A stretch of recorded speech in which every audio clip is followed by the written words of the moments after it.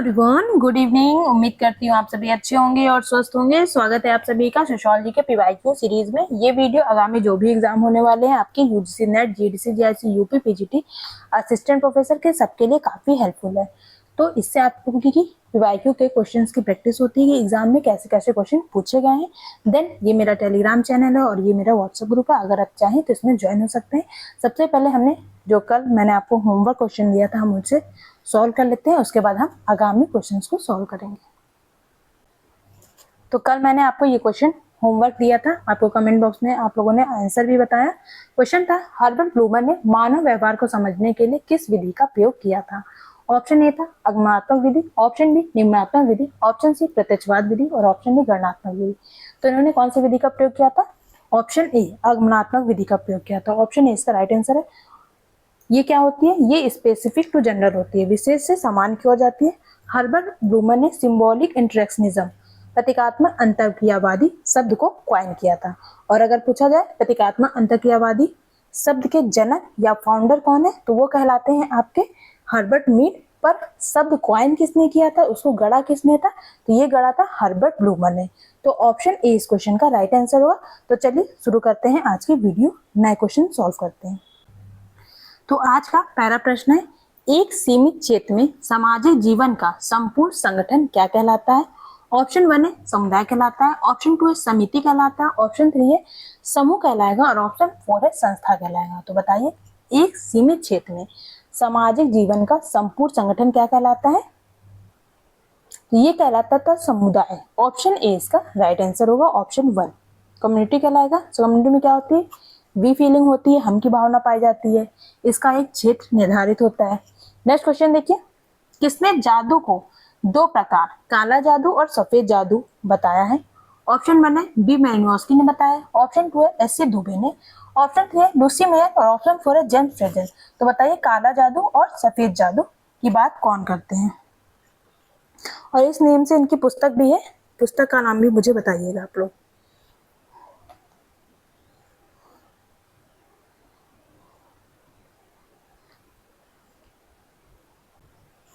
तो ये बताया जेम्स फ्रेजर ने। ऑप्शन 4 इस क्वेश्चन का राइट आंसर है। इनकी पुस्तक है गोल्डन बॉफ। इस पुस्तक में इन्होंने इसकी बात की है, गोल्डन बॉफ। गोल्डन बॉफ भी लिखा रहता है कहीं पर, गोल्डन बॉफ भी लिखा रहता है। जो काला जादू क्या होता है? काला जादू को इन्होंने संक्रामक जादू कहा है, संक्रामक जादू। ये क्या होता है? ये होता है नेगेटिव होता है, जो व्यक्ति का अहित करने, व्यक्ति को हानि पहुंचाने के लिए किया जाता है। और सफेद जादू कौन सा होता है? ये होता है अनुकरणात्मक जादू होता है। सफेद जादू को इन्होंने क्या बताया? अनुकरणात्मक जादू। ये क्या होता है? ये जो होता है ये दूसरे के लिए लाभ पहुंचाने के लिए किया जाता है। किसी को कोई समस्या है उसके निदान के लिए किया जाता है। ये पॉजिटिव वे में किया जाता है और काला जादू जो है वो नेगेटिव वे में किया जाता है। तो इसका जो क्वेश्चन राइट होगा आंसर वो है option 4 James phrasal. Next question देखिए। नेक्स्ट क्वेश्चन है, प्रोफेसर आईपी देसाई समाजशास्त्र के किस स्कूल से संबंधित है? ऑप्शन 1 है बम्बई स्कूल से, ऑप्शन 2 है लखनऊ स्कूल से, ऑप्शन 3 है कलकत्ता स्कूल से और ऑप्शन 4 है दिल्ली स्कूल से। तो बताइए, आईपी देसाई समाजशास्त्र किस स्कूल से संबंधित है?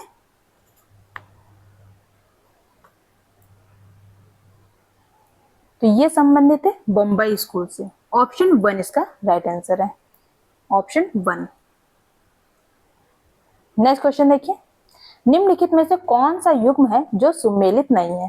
संथानम समिति 1962 में आई थी, सरकरिया आयोग 1978 में आया था, भ्रष्टाचार निवारण अधिनियम 1988 में आया था और Rajasthan right to hearing act 2012 में आया था। तो बताइए, इनमें से कौन सा जो ईयर दिया है समिति का वो गलत है?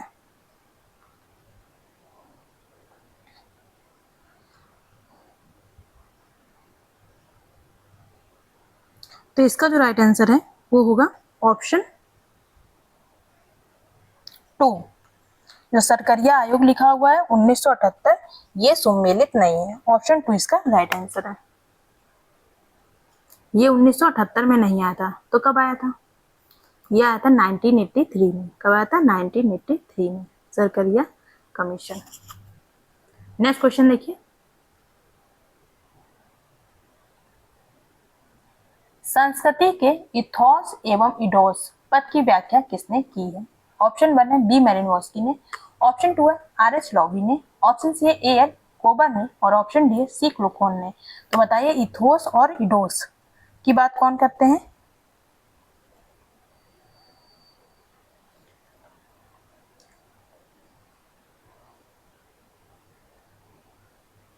ये बात करते हैं सी क्लोखोन।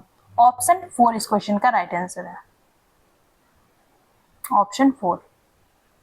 नेक्स्ट क्वेश्चन देखिए, marriage and family in India पुस्तक के लेखक कौन है? ऑप्शन 1 है लुइस ड्यूमा, ऑप्शन 2 है योगेन सिंह, ऑप्शन 3 एम.एन. श्रीनिवास और ऑप्शन 4 है के.एम. कपाड़िया। तो बताइए marriage and family in India इनमें से किसकी पुस्तक है? ये जो पुस्तक है वो है के.एम. कपाड़िया की। ऑप्शन 4 इस क्वेश्चन का राइट आंसर है, के.एम. कपाड़िया। नेक्स्ट क्वेश्चन, कार्यस्थल पर महिला यौन उत्पीड़न रोकथाम निषेध और निवारण अधिनियम किस वर्ष में लागू किया गया था? ऑप्शन 1 है 2007 में, ऑप्शन 2 है 2010 में, ऑप्शन 3 है 2011 में और ऑप्शन 4 है 2013 में। तो बताइए कार्यस्थल पर महिला यौन उत्पीड़न रोकथाम अधिनियम कब आया था? तो ये आया था 2013 में। ऑप्शन 4 इस क्वेश्चन का राइट आंसर होगा।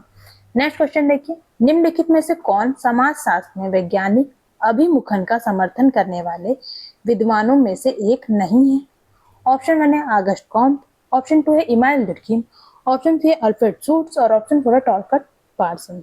तो बताइए इनमें से किसका साइंटिफिक ओरिएंटेशन नहीं था?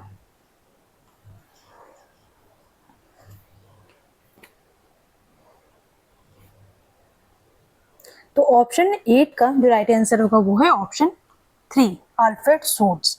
ये वैज्ञानिक अभिमुखन का समर्थन नहीं करते क्योंकि इन्होंने प्रघटनावादी सिद्धांत दिया था जो क्वालिटेटिव मेथड पर आधारित होता है, गुणात्मक अध्ययन पर। ऑप्शन 3 इसका राइट आंसर है। नेक्स्ट क्वेश्चन देखिए, सामाजिक संरचना की अवधारणा का प्रयोग सबसे पहले किसने किया था? ऑप्शन ए है दुर्खिम, ऑप्शन 2 है Herbert Spencer, option 3 A R. Radcliffe Brown, option 4 है जीन्सबर्ग। तो बताइए सामाजिक संरचना की अवधारणा का सबसे पहले प्रयोग इनमें से इसके द्वारा किया गया था?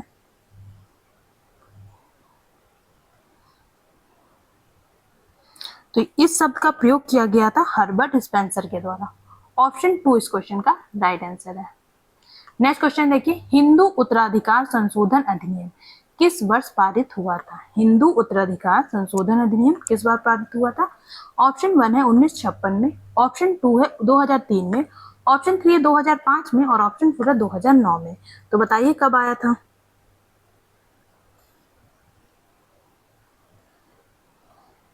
तो ये आया था 2005 में। ऑप्शन 3 इसका राइट आंसर है। अगर पूछे हिंदू उत्तराधिकार अधिनियम पूछेगा तो वो आएगा 1956 में, पर हिंदू उत्तराधिकार संशोधन अधिनियम पूछे तो वो 2005 में आया था। ऑप्शन 3 इस क्वेश्चन का राइट आंसर है। नेक्स्ट क्वेश्चन देखिए, यह किसने परिभाषित किया कि परिवार पति एवं पत्नी की संतान रहित या संतान सहित या केवल पुरुष या स्त्री के बच्चों सहित कम या अधिक स्थायी समिति है? इनमें से कौन है? ऑप्शन 1 है मजूमदार या मदान की ये परिभाषा है, ऑप्शन 2 है ऑगबर्न एवं निमकॉफ की ये परिभाषा है, ऑप्शन 3 है मैकाइवर और पेज और ऑप्शन डी है बोगार्ड्स। तो बताइए ये परिभाषा किसने दी है? क्या परिभाषा है? परिवार पति एवं पत्नी को संतान सहित या संतान रहित या केवल पुरुष या केवल स्त्री के बच्चों सहित कम या अधिक स्थायी होती है समिति। ये परिभाषा किसने दी है? तो ये जो परिभाषा है वो है मैकाइवर और पेज की। ऑप्शन 3 इस क्वेश्चन का राइट आंसर है। अगर आपको किसी भी क्वेश्चन में कोई भी डाउट लगता है तो आप कमेंट बॉक्स में मुझे बता दीजिएगा, मैं एक बार उस क्वेश्चन को रीचेक कर लूंगी। नेक्स्ट क्वेश्चन, समाज की निम्नलिखित में से कौन सी विशेषता मैकाइवर एवं पेज द्वारा दी गई परिभाषा पर आधारित नहीं है? मैकाइवर और पेज ने समाज की 7 विशेषताएं बताई थी, आपको बताना है इनमें से किस विशेषता की बात मैकाइवर और पेज ने नहीं की है। ऑप्शन 1 है रीतियां, ऑप्शन 2 है कार्य प्रणालियां, ऑप्शन 3 है अधिकार और ऑप्शन 4 है पारस्परिक संघर्ष। तो बताइए कौन सा ऑप्शन राइट होगा? किसकी बात मैकाइवर और पेज के द्वारा नहीं की गई है?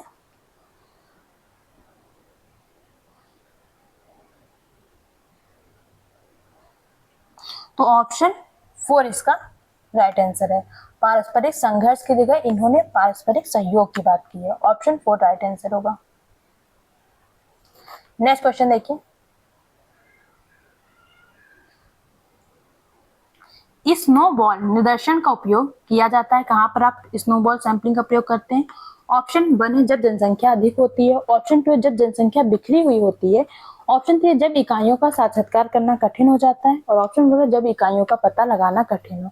तो बताइए स्नोबॉल सैंपलिंग का उपयोग कब किया जाता है?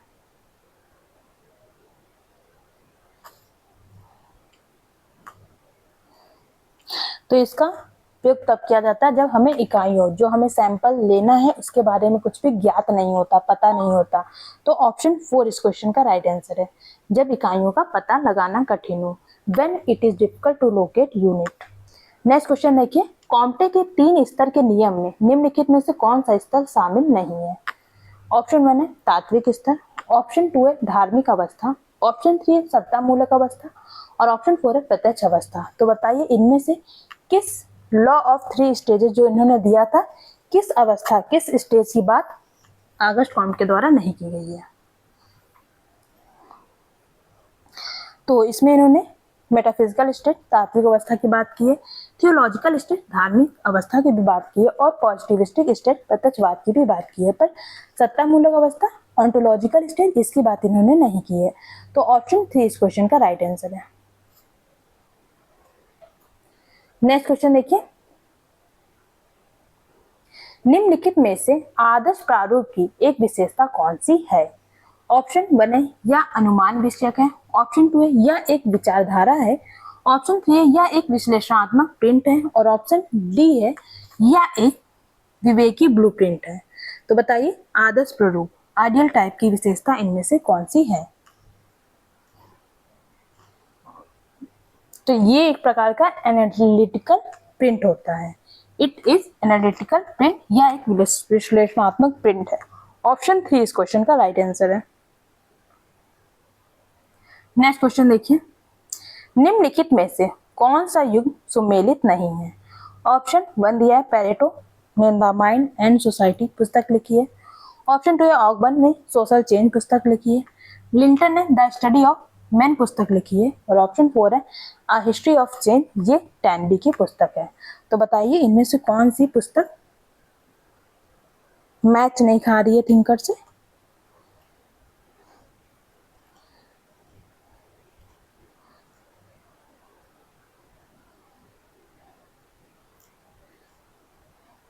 तो इस क्वेश्चन का जो राइट आंसर है वो है option 4 a history of change. ये टैनबी की पुस्तक नहीं है। टैनबी की पुस्तक का क्या नाम है? इनकी पुस्तक का नाम है अ स्टडी ऑफ हिस्ट्री। क्या नाम है?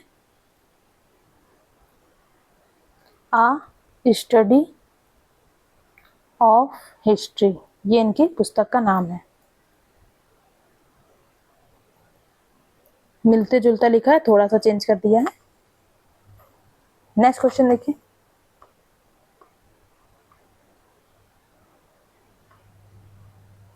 एक 15 वर्ष का लड़का एक मशहूर नायक के पहनावे, आदतों और विशेषताओं का अनुकरण करता है। समायोजन का यह तरीका क्या कहलाता है? ऑप्शन 1 है प्रक्षेपण कहलाएगा। ऑप्शन 2 है तदात्मीकरण आइडेंटिफिकेशन कहलाएगा। ऑप्शन 3 है प्रतिगमन रिग्रेशन कहलाएगा। और ऑप्शन 4 है युक्तिकरण रैशनलाइजेशन कहलाएगा। तो बताइए ये समायोजन का क्या तरीका क्या कहलाएगा? तो ये कहलाएगा आइडेंटिफिकेशन, तदात्मीकरण। इसे हम पहचानीकरण भी कह सकते हैं। ऑप्शन 2 इस क्वेश्चन का राइट आंसर है। नेक्स्ट क्वेश्चन देखिए, नेक्स्ट क्वेश्चन है कोहल वर्ग के नैतिकता विकास के सिद्धांत के अनुसार कौन से स्तर का बालक आज्ञा का पालन करते हैं क्योंकि प्रौढ़ उन्हें आज्ञा पालन के लिए कहते हैं? व्यक्ति के नैतिक निर्णय दंड के डर पर आधारित होते हैं। ये बताइए किसका मानना है? ऑप्शन 1 है पश्च परंपरागत। ऑप्शन 2 है परंपरागत। ऑप्शन 3 है पूर्व परंपरागत। और ऑप्शन 4 है मध्यवर्ती। तो बताइए कौन सा राइट ऑप्शन होगा?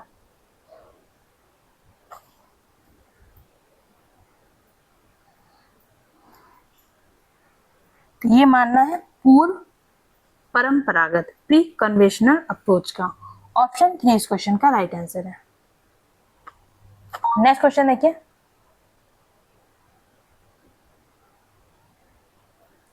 मार्क्स के द्वंद्वात्मक भौतिकवाद की विशेषता नहीं है। ऑप्शन 1 है पूर्ण समग्रता, ऑप्शन 2 है संघर्ष और द्वंद्ववाद, ऑप्शन 3 है विचारधारा और द्वंद्ववाद, और ऑप्शन 4 है भौतिकवाद निर्णयवाद। तो बताइए द्वंद्वात्मक भौतिकवाद की विशेषता कौन सी नहीं है?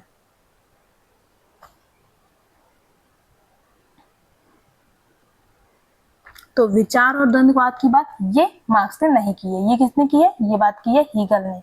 तो ऑप्शन 3 इसका राइट आंसर है। विचार और द्वंद्व पर जोर दिया था हीगल ने। नेक्स्ट क्वेश्चन देखिए, सामाजिक स्थैतिकी और सामाजिक गत्यात्मकता का संबोध किसने दिया है? जो सोशल स्टैटिक और सोशल डायनेमिक वर्ड है, इसे किसने दिया है? ऑप्शन 1 है एलेक्स सिंक्लेस, ऑप्शन 2 है ऑगस्ट कॉम्ट, ऑप्शन 3 है इमाइल बिर्किम, और ऑप्शन 4 है मैक्स वेबर। तो बताइए राइट आंसर क्या होगा? तो इसका जो राइट आंसर वो है ऑप्शन 2। सामाजिक स्थैतिकी और सामाजिक गत्यात्मकता का सिद्धांत दिया ऑगस्ट कॉम्ट ने। अगर पूछे सोशल स्टैटिक पुस्तक किसकी है, अगर ये बुक पूछे किसकी है, तो ये हो जाएगा हर्बर्ट स्पेंसर। किसकी पुस्तक है? ये है हर्बर्ट स्पेंसर की पुस्तक है। पर अगर कॉन्सेप्ट पूछेगा तो ये दिया है ऑगस्ट कॉम्ट ने। बुक लिखी है हर्बर्ट स्पेंसर ने, पर कॉन्सेप्ट दिया ऑगस्ट कॉम्ट ने। नेक्स्ट क्वेश्चन देखिए, संविधान के किस अनुच्छेद के तहत अनुसूचित जाति, अनुसूचित जनजाति को लोकसभा में आरक्षण दिया गया है? ऑप्शन 1 है अनुच्छेद 330 में, ऑप्शन 2 है अनुच्छेद 331 में, ऑप्शन 3 है अनुच्छेद 335 में, और ऑप्शन 4 है अनुच्छेद 230 में। तो बताइए लोकसभा में आरक्षण किस अनुच्छेद में दिया गया है?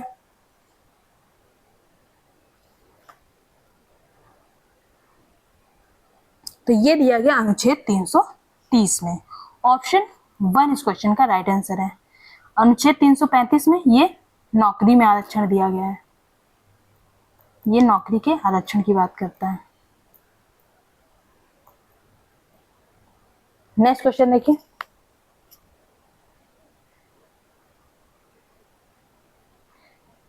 कंप्यूटर सहायक अधिगम के संबंध में निम्नलिखित में से कौन सा कथन गलत है? ऑप्शन 1 दिया है संवेगों का अभिमूल्यन होता है, ऑप्शन 2 है व्यक्तिगत अनुदेशन अधिगम होता है, ऑप्शन 3 है विद्यार्थी क्रमिक पुनः प्राप्ति प्रक्रिया द्वारा सीखते हैं, और ऑप्शन 4 है तत्कालिक पृष्ठ पोषण होता है।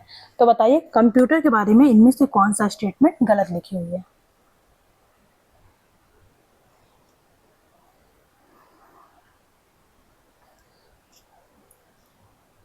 तो ये संवेगों को अप्रिशिएट करता है, ये स्टेटमेंट गलत है। ऑप्शन 1 इसका राइट आंसर होगा, संवेगों का अवमूल्यन, अप्रिसिएशन ऑफ इमोशन। ऑप्शन 1 इस क्वेश्चन का राइट आंसर है। नेक्स्ट क्वेश्चन देखिए, हिंदू समाज में हिंदू विवाह का कौन सा उद्देश्य नहीं है?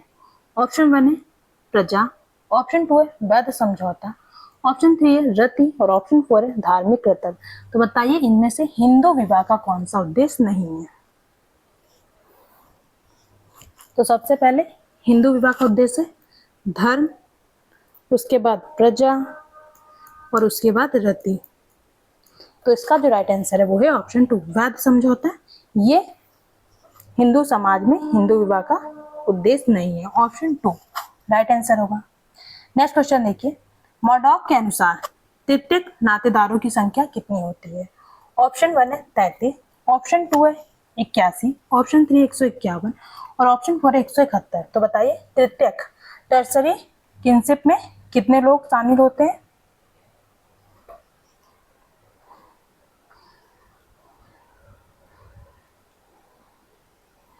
तो इसमें 151 लोगों को सम्मिलित किया गया है। ऑप्शन 3 इस क्वेश्चन का राइट आंसर है। 33 किस में होते हैं? 33 होती है द्वितीय नातेदारी में, सेकेंडरी में होते हैं। और प्राइमरी में कितने होते हैं? प्राइमरी में होते हैं 8। ठीक है, नेक्स्ट क्वेश्चन देखिए,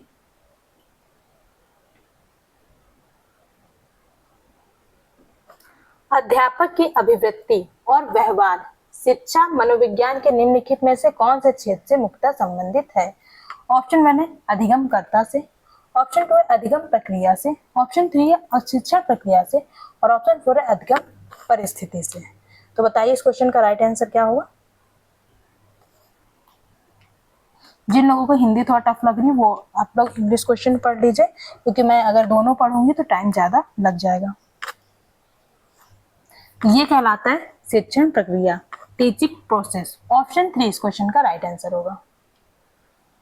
नेक्स्ट क्वेश्चन देखिए, फैशन एक है, फैशन को हम क्या मानते हैं?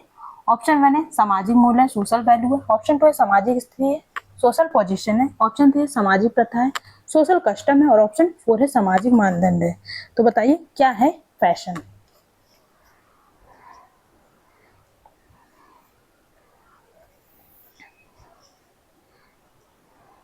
ये एक प्रकार का सामाजिक मानदंड होता है जो व्यक्ति के व्यवहार और लाइफ स्टाइल, जीवन शैली को प्रभावित करता है।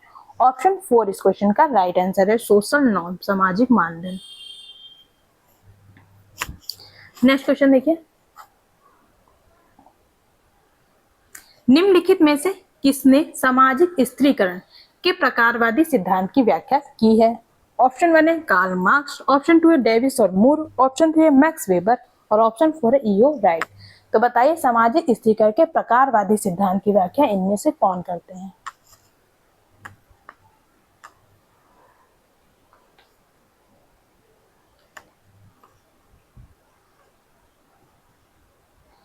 ये किसने की है? ये की है डेविस और मूरे ने।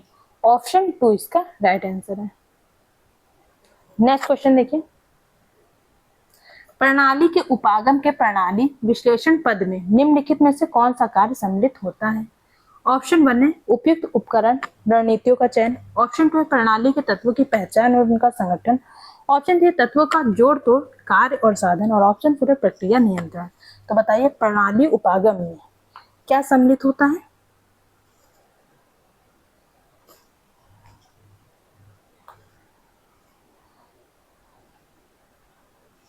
तो इसमें सम्मिलित होता है प्रणाली के तत्वों की पहचान और उनका संगठन। प्रणाली के तत्वों की पहचान और उनका संगठन, ऑप्शन 2 इसका राइट आंसर है। नेक्स्ट क्वेश्चन देखिए,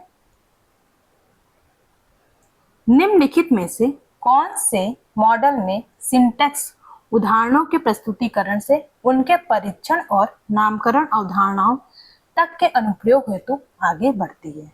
ऑप्शन 1 है संप्रत्यय प्राप्ति मॉडल, ऑप्शन 2 है संकीर्ण संगठक मॉडल, ऑप्शन 3 है सूचना प्रसंस्करण मॉडल और ऑप्शन 4 है परीक्षा प्रशिक्षण मॉडल।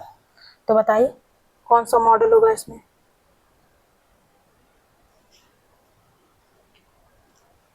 इसमें कुछ क्वेश्चन टीचिंग एप्टीट्यूड के भी ऐड किए गए हैं, तो इसे हम मानते हैं कॉन्सेप्ट अटेनमेंट मॉडल, संप्रत्यय प्राप्ति मॉडल। ऑप्शन 1 इसका राइट आंसर है। नेक्स्ट क्वेश्चन देखिए, दुर्खिम के अनुसार किस प्रकार की आत्महत्या व्यक्ति के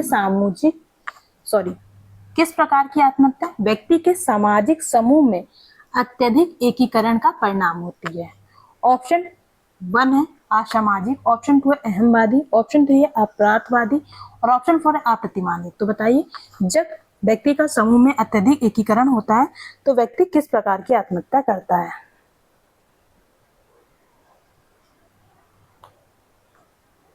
तब वो अल्ट्रुइस्टिक सुसाइड करता है, परार्थवादी, अपने समाज के लिए, अपने समूह के लिए सुसाइड करता है। ऑप्शन 3 इस क्वेश्चन का राइट आंसर है। नेक्स्ट क्वेश्चन देखिए, एक समुच्चय अथवा संयोजन जिसमें संरचना अथवा संगठन की कमी होती है, जिसके सदस्य समूह के अस्तित्व के प्रति अनभिज्ञ और कम जागरूक होते हैं, वो क्या कहा जाता है? ऑप्शन 1 है अंतः समूह कहेंगे, ऑप्शन 2 है संदर्भ समूह कहेंगे, ऑप्शन 3 है अर्ध समूह कहेंगे और ऑप्शन 4 है सांस्कृतिक समूह कहेंगे। तो बताइए इसे हम क्या कहेंगे? ये किस समूह की परिभाषा दी है?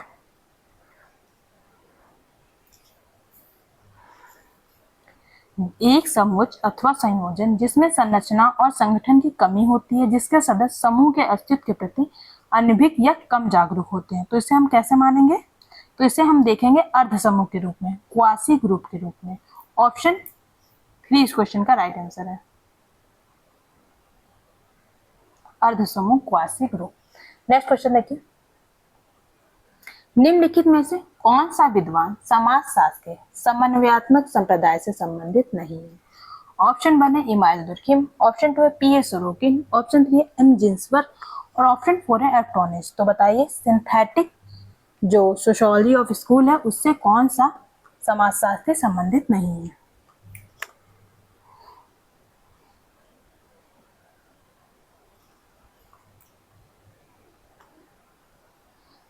तो इससे एफ. टोनिस रिलेट नहीं करते हैं। ऑप्शन 4 इसका राइट आंसर है। ये किस स्कूल से संबंधित है?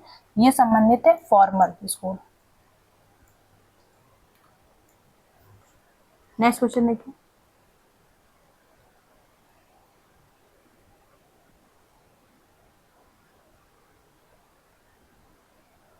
क्वेश्चन विजुअल होगा।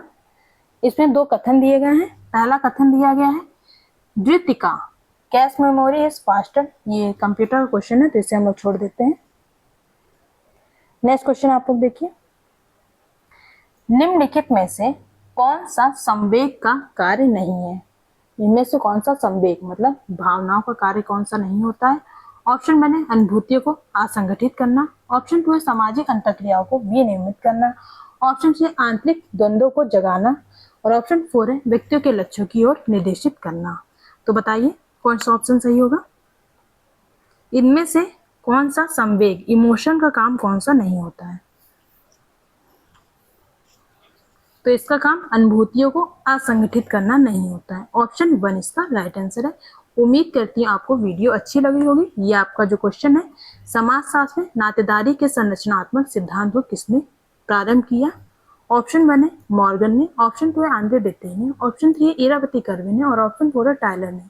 ये आपका होमवर्क क्वेश्चन है। आप इसका मुझे आंसर कमेंट बॉक्स में बताएंगे। क्वेश्चन नंबर मेंशन कर दीजिएगा 35 और आंसर बता दीजिएगा इसका आंसर क्या होना चाहिए। फिर भी अगर आपको किसी भी क्वेश्चन में कोई भी डाउट लगता है तो आप कमेंट बॉक्स में मुझसे पूछ सकते हैं। मैं एक बार उस क्वेश्चन को रीचेक कर लूंगी। वीडियो देखने के लिए आपको बहुत बहुत धन्यवाद। अगर आपको वीडियो अच्छी लगी हो तो वीडियो को लाइक कर दीजिए और एक प्यारा सा कमेंट जरूर कीजिए। वीडियो देखने के लिए आपका बहुत बहुत धन्यवाद। Bye bye, good night, take care.